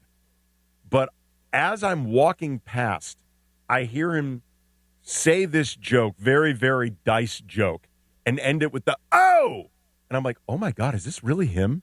I was like, is this not an act? Like, is this actually who Andrew, like, does he, unless he's workshopping this material, I'm like, is this just how Andrew Dice Clay hangs out, like, late afternoon having pizza with friends? He's just Dice? It was kind of crazy. Got to be in character the whole time, man. I guess. I was like, I always assumed that this was some type of stage persona, because before then, what I knew Dice, he was in, remember Pretty in Pink? He was the doorman. Yeah, that's right. That doesn't let Ducky into the club. And like he'd done like a few small roles like that until he broke out with like the nursery rhymes. Yes, and then he was doing like stadium tours. Right, and they're like the like truly like X-rated misogynistic stuff. Like he hosted SNL, and I can't remember which host boycotted it. Nor Dunn wouldn't. She sat out of it. She wouldn't do it. There's two Mulberry Street pizzas in Beverly Hills, one in Encino and one in Sherman Oaks. Well, congratulations to Kathy Moriarty, because it sounds like the place is even more successful than I thought. Also, another one in Resorts World in Vegas. She's an excellent actress, so good for her. Seems to me that Funch had a bad interaction with a Knicks fan, last night. Oh, Giannobi. Oh, hey, cat. Isolate that. That's got to be kept. Anytime New York sports anything comes up, we need that. Jalen Brunson. He's a son. It sounds like you're doing half like Xerox New York, half Walken. Like half Christopher Walken. Oh, gee, Ananobi. Jalen Brunson. This watch that Jalen Brunson. Jose Alvarado. Now you're kind of becoming Christopher Walken meets Stephen A. Smith. He's from New York too, right? I know. Oh, he's from Hollis. Very, very Hollis, Queens. Very proud, long-suffering Knicks fan. And Philadelphia, he is an Eagles fan as well. Yeah, I know he is from New York. Worked for the Philadelphia Inquirer for a long time. So yeah, I think he's a Knicks fan, but he and Iverson had a good relationship, so maybe he had a soft spot for the Sixers, unless they were playing the Knicks. Possibly so. Yeah. One more New York voice, Punchy, please. Hickory dickory dock. Oh, Giannobi. All right, we got unexpectedly sidetracked. Coming up, we will talk about this slate of games for the Lakers, and also that question, elephant in the room involving LeBron. We'll get into all that coming up next. 710 ESPN. Purple and gold-blooded. The Lake Show play here. Tomorrow, after 2 straight wins at home, the Purple and Gold are looking to make it 3 as the TWolves come to town. Got it to Rui, now to Luka, three-pointer, good, and Luka delivers the final blow. Lakers battle the Minnesota Timberwolves at Crypto.com Arena. Coverage begins tomorrow night at 6:30 p.m. Every dribble, every dunk. This is the home of the Lakers. 710 ESPN and the ESPN LA app. Hey, it's May. Shoot your shot on Prize Picks and get $50 instantly in lineups when you play just $5. That's right. Prize Picks now giving you $50 in lineups when you sign up and play your first $5. Prize Picks makes every dunk, every dime, and every board that much more exciting. So don't miss this chance to get started on America's #1 app for sports picks. Prize Picks is simple to play. Just pick more or less on 2 to 6 player stat projections. If you get your picks right, you can cash in. Pick from all your favorite sports, anything from basketball, baseball, hockey, soccer, college basketball, tennis, golf, esports, and more. Prize Picks puts their users first, so all withdrawals are fast and secure. Prize Picks accepts most major payment methods, making deposits into your account quick and easy this sports season. Download the Prize Picks app today. Use code MACE, M-A-S-E, $50 in lineups after you play your first $5 lineup. Prize Picks. It's good to be right. Call Jacob. All right, LA, are you ready? Introducing your new hotline for accidents and injuries. 800-345-6789. That's not a score. That's the number. 800-345-6789. Your new hotline for accidents and injuries, because when LA gets hurt, there's only one call that counts. Accident or injury. Call Jacob and Ronnie. Call Jacob. 1-800-345-6789. Call Jacob. This is an important notice to all U.S. taxpayers. The IRS is giving away billions of dollars in tax savings through a federal program called the Fresh Start Initiative to aid delinquent taxpayers. This initiative was established for anyone facing financial hardship and unable to pay their back taxes. Qualifying and enrolling in this program will stop all collections, settle your delinquent tax problem, and even reduce what you owe by thousands of dollars. Call the hotline at People's Tax Relief to see if you qualify and get this free information by dialing 800-372-2017. If you have unfiled tax returns or cannot afford to pay your personal or business back taxes, you can now get the help you need. One simple phone call can resolve your tax problem and save you thousands of dollars. To see if you qualify and to get this important free information, call 800-372-2017. 800-372-2017. 800-372-2017. DeMarco and Travis have taken over Afternoon Drive. Is this Different Strokes? Oh, yeah. Oh, my God. Weekdays starting at 3 p.m. Different strokes it takes. Different strokes it takes. Oh. Yeah. Now, Trudell could be Arnold. Only one. Wow. So Travis is Mr. Drummond? That's meaner than what he just said about Trudell. Do you know the TV show Different Strokes? Yes. You know the characters in the show? Yeah, Gary Coleman, shorter. Yes. Sort of gentleman. DeMarco called you Arnold. And then Beto goes, well, Travis could be. Mr. Drummond was like 75 years old. Okay, so basically, what's the bigger insult? Yes. And the insult would be for me that I'm short? That you are 4'8". Okay. If you are making short jokes, you're just not very smart or creative. Afternoons with DeMarco and Travis starting at 3 p.m. on 710 ESPN. 710 ESPN. The radio home of the purple and gold and the home of Lakers talk. Lakers win it 110-97 in the best defensive game the Lakers have played in a long time. The Lakers picked up their second straight win at home, and Austin Reeves likes the strong defensive effort. Tonight was a good step in the right direction. They're a really good team. They told me out there that they averaged 117 to hold the team to 97 points. That caliber just shows that our grittiness that we've become to enjoy to do on the defensive end. Lakers Talk is presented by Hoag Orthopedic Institute. When pain keeps you from doing what you love, Hoag Orthopedic Institute gets you back to you. Visit HoagOrthopedicInstitute.com to get the help you need today. More Lakers Talk with Andy Kamenetzky rolls on.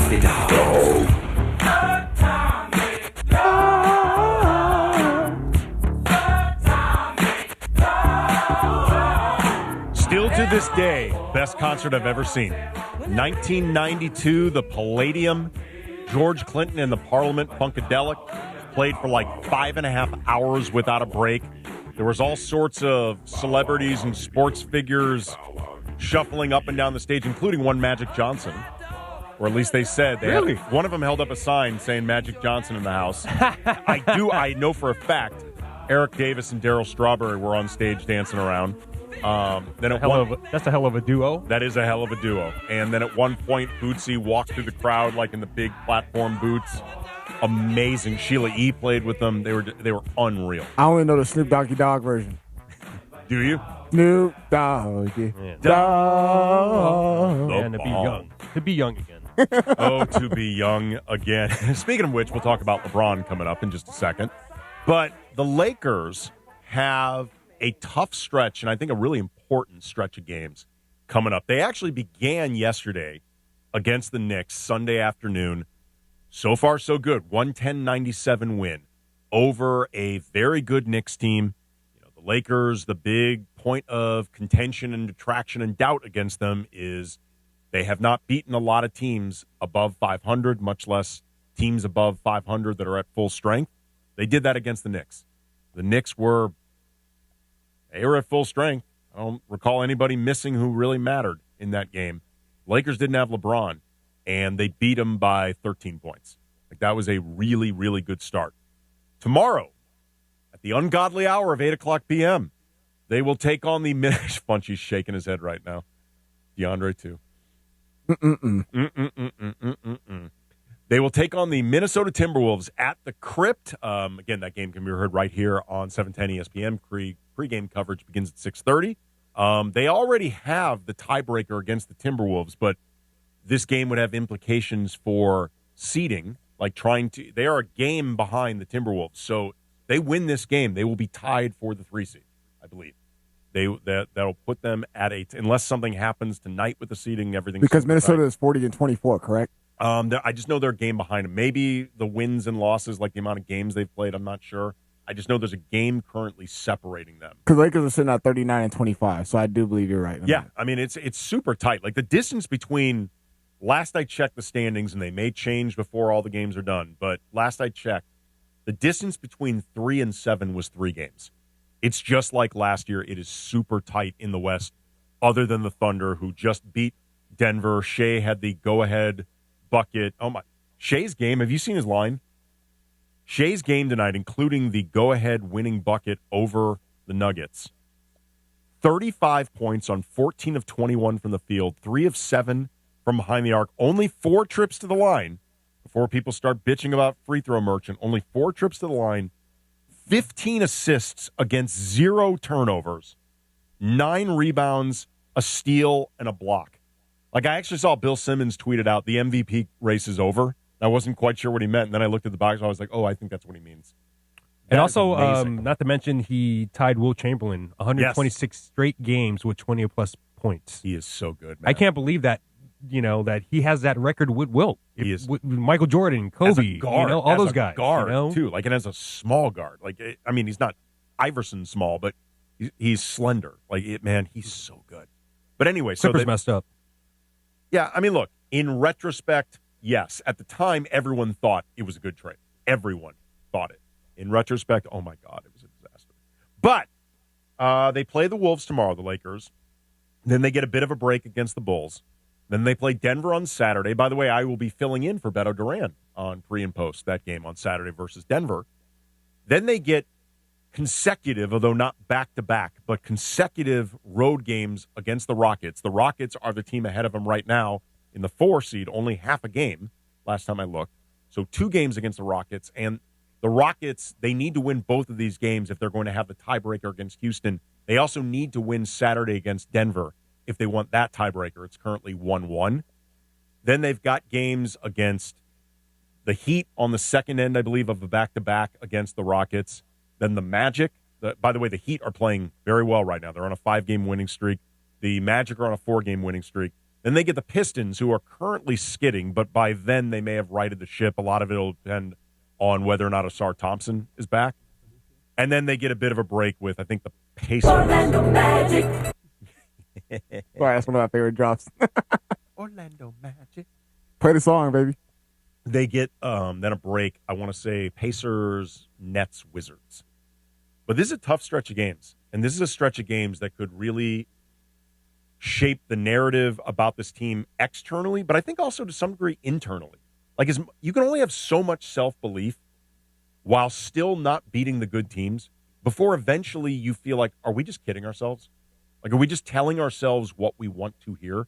You can only believe we got the parts, we got the right roster, we got whatever. We got Luka Doncic. You can only lose to the good teams so many times before you just don't believe in yourself. One of the big 3 is LeBron James. He was not at, he was at Sunday's game. He was not playing in Sunday's game against the Knicks. That win, 110-97. Second straight game LeBron has missed with an elbow injury and the standard arthritic foot. He is questionable for tomorrow against the Wolves with a new injury along with the foot. There's a right hip contusion. No idea the backstory on that. But this win over the Knicks yesterday, combined with the strong play at the beginning of the season when LeBron was not available dealing with the sciatica, and the numbers with Luka, LeBron, and Austin all playing together versus Luka and Austin, the amount of wins they've had against good teams with versus without LeBron, it has raised the question yet again about whether or not the Lakers are better without LeBron. And the way I would actually frame it is this. I understand where the question's coming from, and I think you can make an argument in some respects that they are better without LeBron. I think in a lot of ways it will be on a case-by-case, game-by-game, matchup-by-matchup basis, particularly when you're talking about against the good teams. Like, LeBron is still a talented player. They will miss that talent at times. I think you can also make the argument they are worse without LeBron. Again, case-by-case, game-by-game, matchup-by-matchup basis. I think the reality is the difference between having LeBron and not having LeBron over the course of this season has not seemed so massive to, in some respects, even be worth trying to figure out all the different riddles that come with working LeBron into this equation, because the difference with LeBron hasn't been so much greater that the juice feels worth the squeeze. But what we saw against the Knicks coming up, what we saw against the Knicks, and I'll explain more coming up, I think the real question is not, are they better without LeBron? Are they worse without LeBron? I think the real question and answer is they are less complicated without LeBron. LeBron adds a layer of complication that creates issues and riddles to solve for the Lakers that when he's not there, as we saw yesterday against the Knicks, it doesn't necessarily mean better, but it means less complicated. I'll explain why that matters coming up next. Lakers Talk, Andy Kamenetzky, 710 ESPN. The black and gold are flying high. It's a golazo! LAFC have opened up 2026 with 5 straight victories. And now the stakes get even higher. The round of 16 in the CONCACAF Champions Cup comes to BMO Stadium. David! You beautiful young man, you! It was a thing of beauty from the left foot! LAFC battle Costa Rican powerhouse Alajuelense. Coverage begins tomorrow at 7:30 p.m. on the ESPN LA app. Wow! Have you heard the refinancing rule of thumb that says you have to drop your rate at least 0.5% to refi because it'll take several years of savings to recoup the closing costs for a refi? The Loan Exchange says the rule is nonsense. With a Loan Exchange free closer, you can lower your rate without paying any cost whatsoever. That's right, lower your rate with no cost and your balance doesn't go up. You start saving on the first day you have the loan and every day thereafter. If you decide to move next year or rates drop further, you can exchange that loan for another without losing a dollar that was tied up in closing costs. Today's 30-year fixed-free closer rate in APR is 5.625%. So if your current mortgage rate is higher than 5.625%, give the Loan Exchange a call at 855-752-9944 or log on to theloanexchange.com. It won't cost you a thing. NMLS 1637539. Loan subject to credit approval. See website for licensing information, loan terms and conditions. Equal housing lender. Call 855-752-9944 or visit theloanexchange.com. Purple and gold-blooded. The Lake Show play here. Tomorrow, after 2 straight wins at home, the purple. I'll take Peter out of the jump. TWolves come to town. Got it to Rui. Now to Luka. 3-pointer. Good. And Luka delivers the final blow. Lakers battle the Minnesota Timberwolves at Crypto.com Arena. Coverage begins tomorrow night at 6:30 p.m. Every dribble, every dunk. This is the home of the Lakers. 710 ESPN and the ESPN LA app. I'm Boomer Esiason. My mom died from cancer. She was only 37 years old. She didn't have life insurance, and that was devastating for my family. That's why having life insurance is so important to me. Ethos makes it fast and easy. Get a quote in seconds, apply in minutes, and get same-day coverage. You can get up to $3 million in coverage with no medical exam. Get your free quote at ethos.com/play. That's ethos.com/play. Paid spokesperson. Time spent on application may vary. Online health questions required. Adam Schefter here. It's tournament time, when only the most talented teams survive and advance. And whether you're cutting down the nets or cutting through resumes, one thing's clear. The best teams are built with the best people. If you're hiring, you need ZipRecruiter. Their smart matching technology finds qualified candidates fast. You can add screening questions to get the right applicants and even filter to see who's recently active. Score the best for your team with ZipRecruiter. Try it for free at ZipRecruiter.com/sports. That's ZipRecruiter.com/sports. Your morning drive begins early in the Southland. Luckily for you, we present Unsportsmanlike with Evan, Canty, and Michelle. Weekdays 3 to 7 a.m. on ESPN LA. If I just said LeBron retired today, are they getting closer to a championship than they would if he kept playing this year? This season? This season. It's crazy to think that, but yeah, I think so.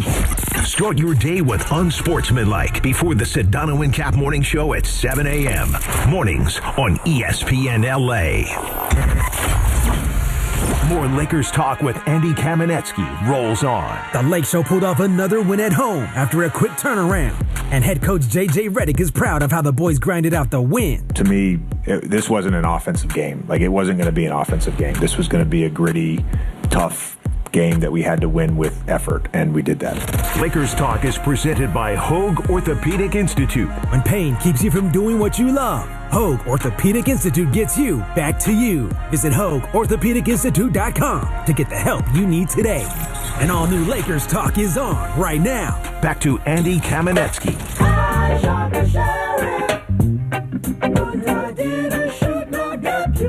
Lakers Talk, Andy Kamenetzky, ESPN LA 710.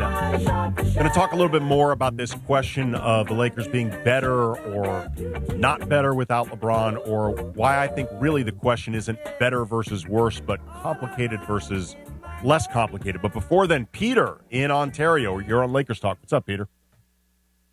What's up, AK? How you guys doing? Good, man. Okay, 2 quick points.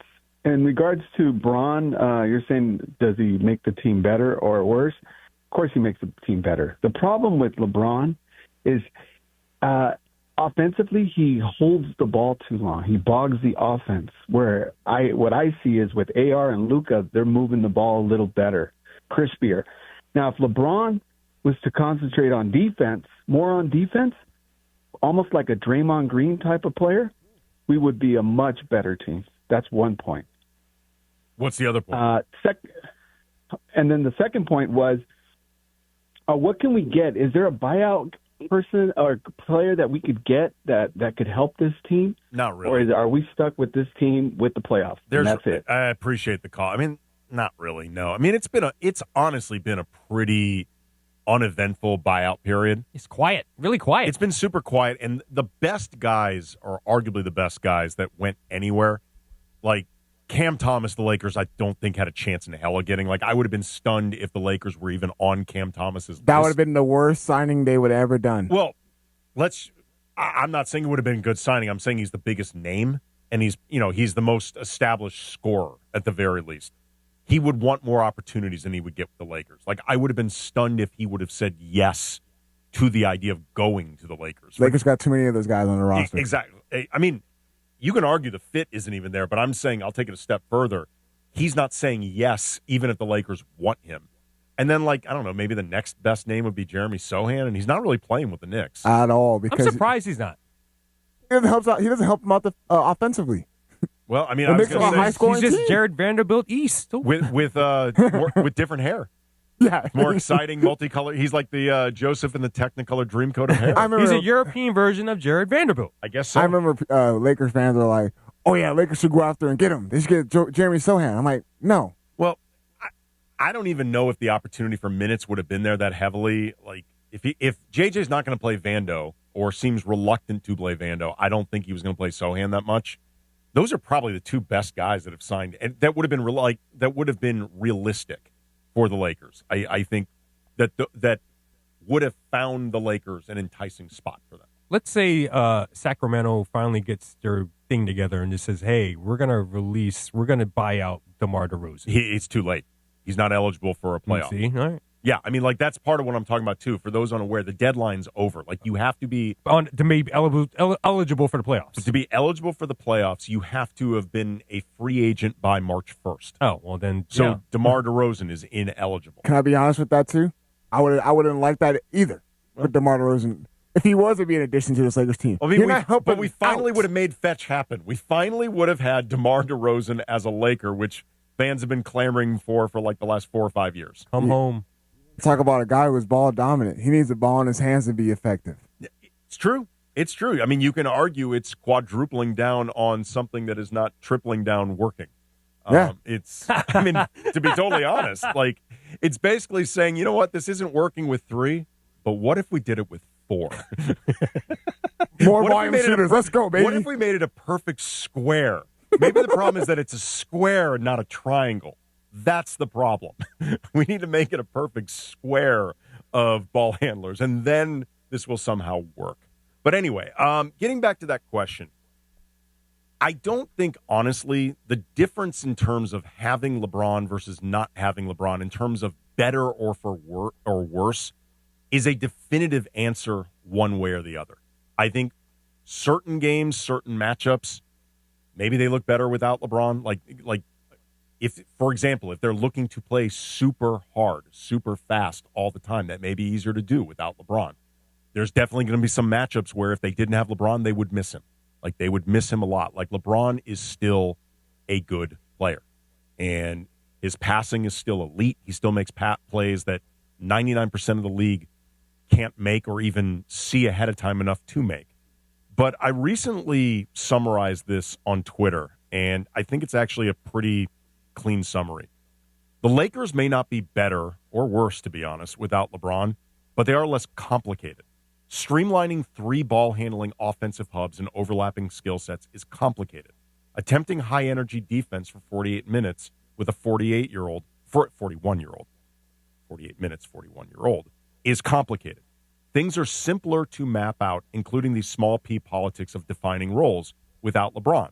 Now, that doesn't mean LeBron brings nothing to the table or is, finger quotes, washed. That's simply untrue. But in this context, his presence arguably adds more complications than solutions.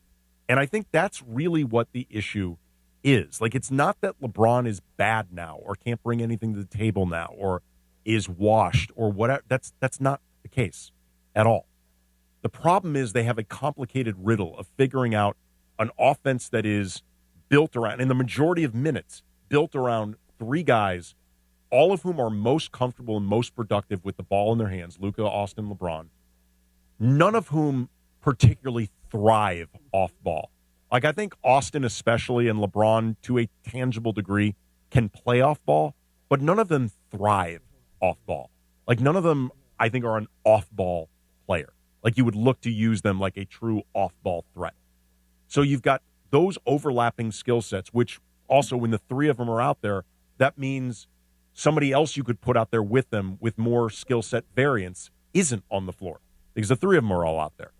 And then you obviously, too, have the defensive issues and redundancies that come with all 3 of them out there. It is simpler and cleaner without LeBron. That doesn't necessarily mean better. It doesn't necessarily mean worse.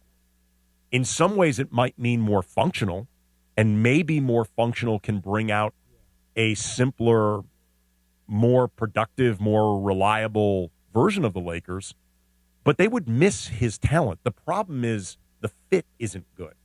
And let me run an idea I had past you guys. I think you would agree, LeBron has never fully ingratiated himself to the Laker fan base. Like, I don't think the Laker fan base has ever been fully attached to LeBron on a consistent basis over 8 years. Would you agree with that? Yeah, I can agree, yeah. I mean, it was a honeymoon stage and it ended very quickly. Yeah. I mean, his first season, to be honest, there was, I think, kind of a detachment between him and fans. Then the second season, they won a championship, and LeBron, I thought, played a critical role in shepherding the organization through Kobe's death. And I thought LeBron really and sincerely put a lot of that on his shoulders. You know, the team led by LeBron openly won a title dedicated to Kobe. Like, they wanted to win in LeBron's name. And I think that was, in Kobe's name. And I think that was the most attached. And then from there, you know, there was the Russ trade, which LeBron took a lot of heat for, and just the general perception of LeBron and Clutch bigfooting the organization, LeBron feeling like a mercenary and kind of an interloper, and in the perceptions of a lot of fans thinking he was bigger than the organization, and that's not something Laker fans really can get behind. If LeBron wanted to win over Laker fans right now, the way to do it, or a way to do it for a large swath of fans, volunteer to come off the bench. Like, if LeBron actually volunteered to come off the bench to help declutter this situation, to make it clear, I do not think LeBron is obligated to do this. Like, this is not something players of LeBron's stature do often. Like, I remember asking Kobe, remember when Lamar Odom got moved to the bench? Mm-hmm. And Lamar was initially pissed. And Lamar was like as team-friendly a guy as I've ever covered. Lamar was initially angry about this, like openly mad. He said Phil Jackson had, quote, lost his rabbit mind. Like, he was mad about this. And I remember asking Kobe about this. And Kobe said, you know, I actually think this could be a cool role for Lamar. Like, you come in, you get to run your own unit. You change the context and tone of games. Lamar's still going to play a lot of minutes. He's still an important part of this team. He's going to close every game. Like, I think this would be great for Lamar. So I followed up and asked Kobe, and I was super specific in the way that I phrased this. I said, could you ever envision yourself towards the very end of your career as a sixth man? And Kobe looks at me and goes, that's the dumbest question you've ever asked me. He's like, of course not. I'm not doing that. And by the way, I don't think he was being facetious at all or insincere about Lamar. I think he was being serious. Like, this is a great role for Lamar Odom. I'm not doing it. Like, there's no way in hell I'm doing this. But I think for Lamar, it would be great. So I'm not saying LeBron is obligated to do this. I'm saying if he wants to win over some fans, that's how you do it. Fans would. There is no way LeBron James will ever voluntarily come off the bench. You're probably right. There's no way that will ever happen. Again, so it's clear. I do not think he is obligated to take this step at all. Like, you could just as easily make the argument that if this is necessary, it's up to JJ to man up and say, this is what we need you to do. Like, you can put just as much onus on JJ as LeBron.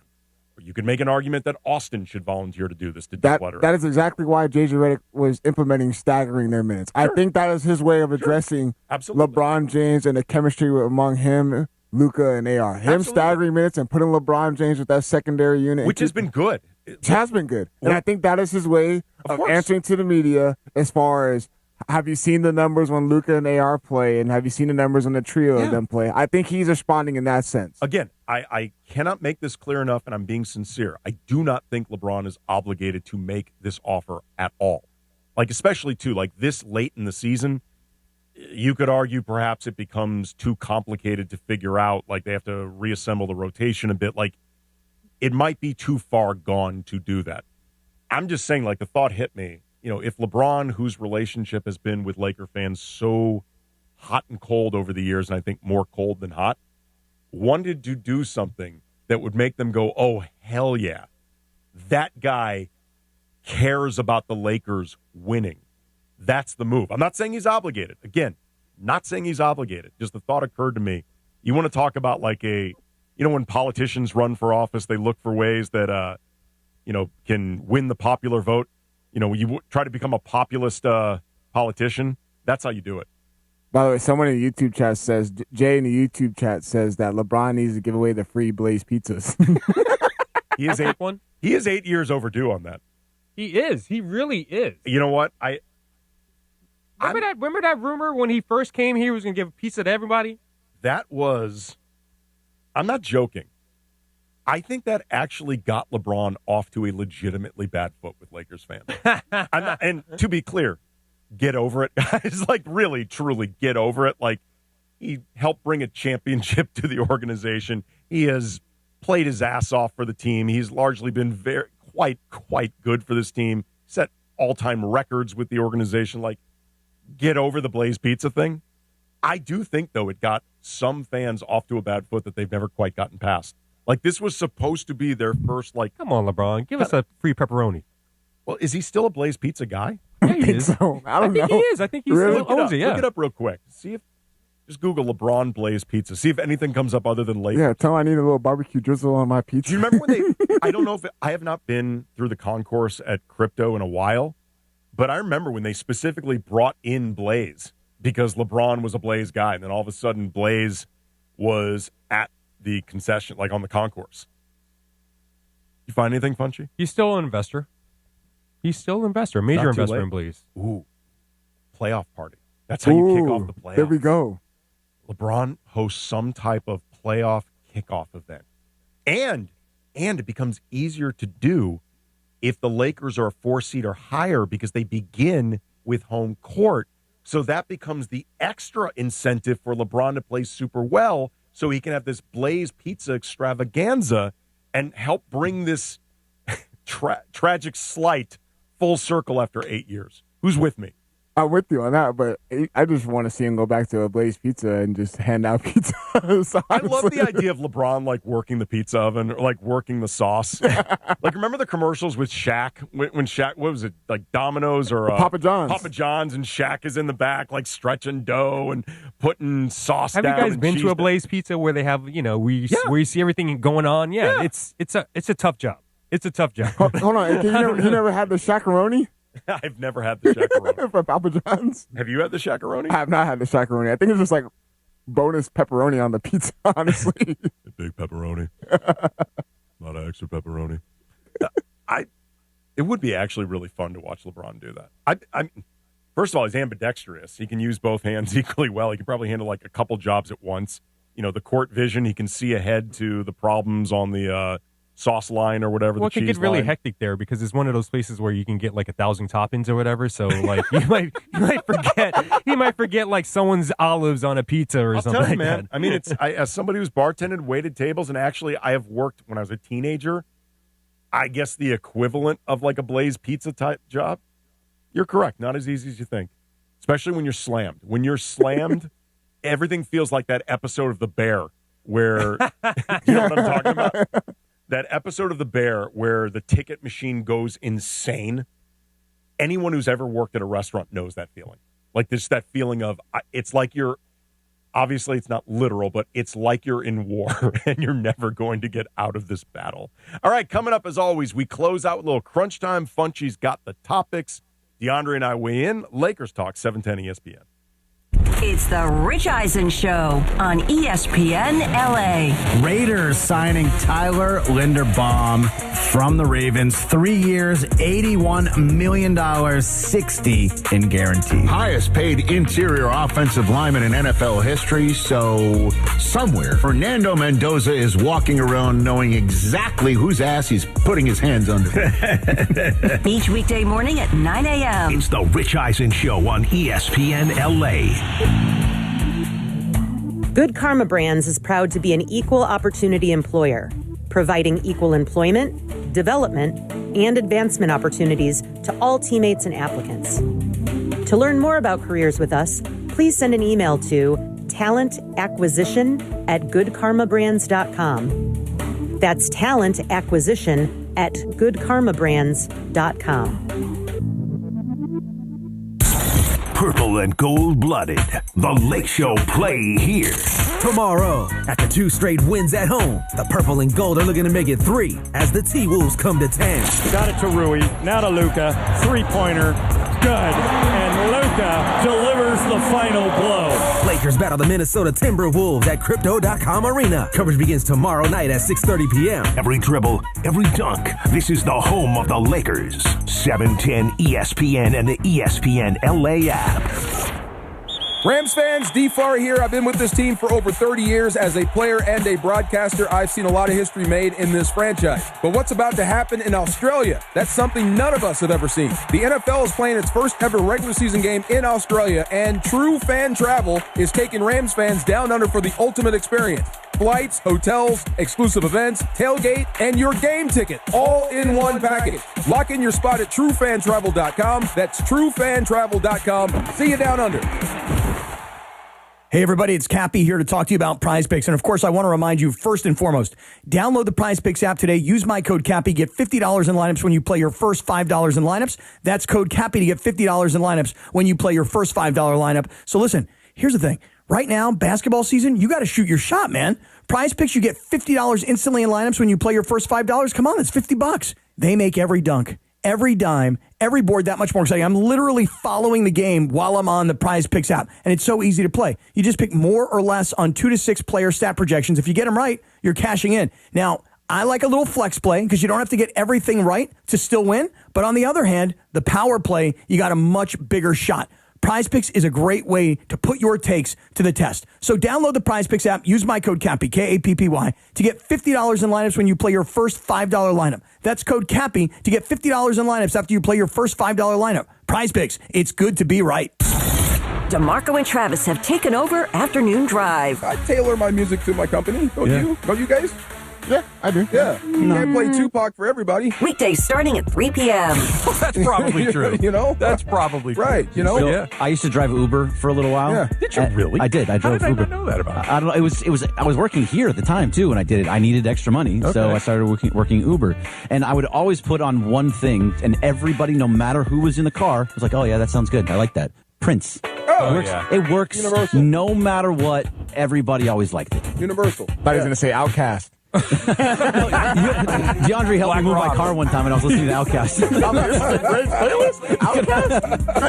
Man, I grew up in the 90s. Did you like that? Afternoons with DeMarco and Travis starting at 3 p.m. on 710 ESPN, the all-new ESPN LA app, and on YouTube at ESPN Los Angeles. I know.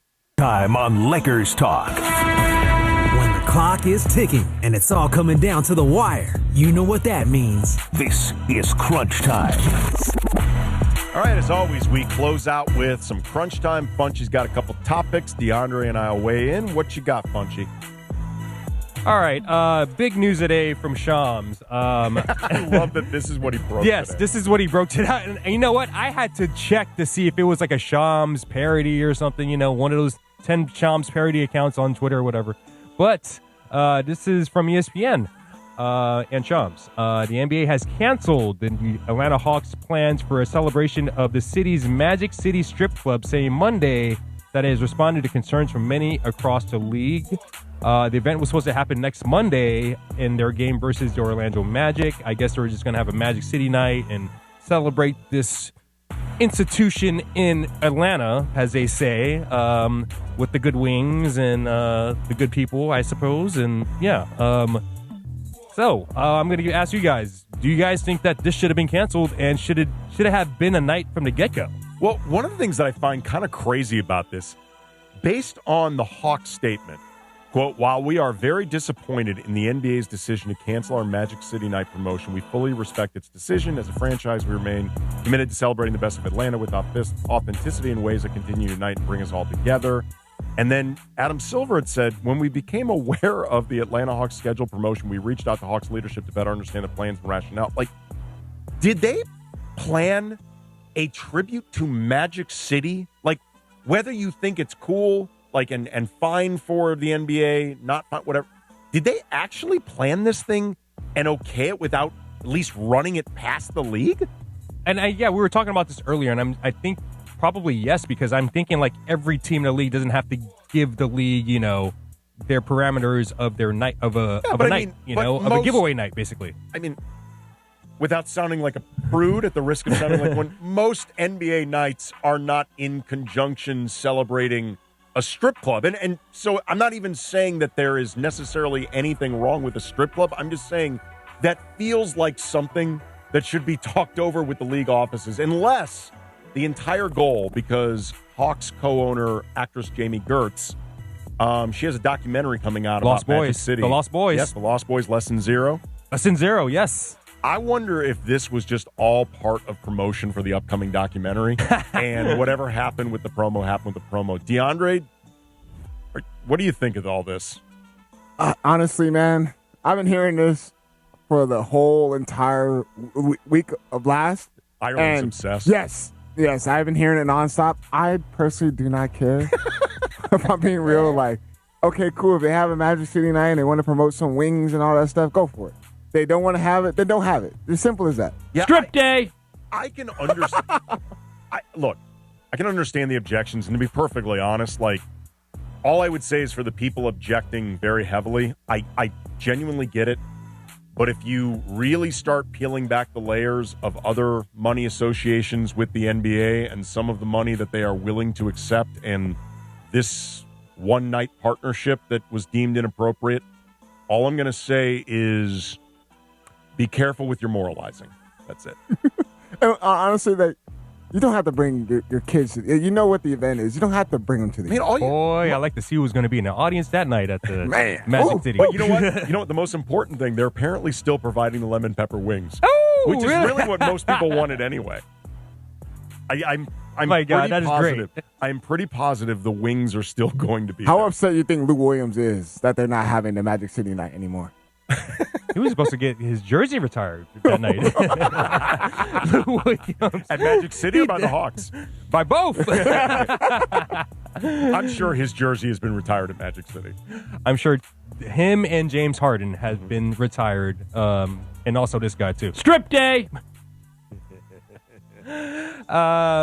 Yeah. So.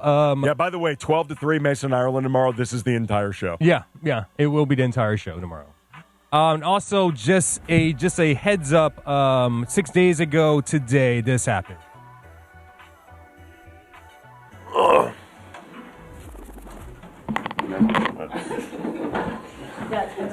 Thank you. And if you don't know what that is, that's Rudy Gobert putting his dirty hands all over the microphones and being patient zero and starting this COVID-19 business. Okay, you know, it's so funny that you say starting this pandemic, which I know you obviously don't mean. But there are people who I think legitimately blame Rudy Gobert for the pandemic. He stopped sports. He literally stopped sports for 2 years. Well, look, sports were going to stop. Remember, Tom Hanks and Rita Wilson tested positive the same night as Rudy Gobert. The problem is Rudy Gobert, that was just not a joke to make in that moment. Yes, I know. And it reinforced the very overwhelming narrative that nobody likes Rudy Gobert. Nobody seems to like that guy. I'm talking fans. I'm talking peers. Mike Conley's his buddy. Mike Conley seems to be the one guy that likes him. With him till the end. Yeah. Came back to him. Got cut from the team. Got traded away from and came back for Rudy Gobert. They're like a package deal. DeAndre, real quick. I mean, that moment where I just look back at the video, I'm like, what the hell is he doing? What are you thinking? It is such a, dude, what are you thinking moment?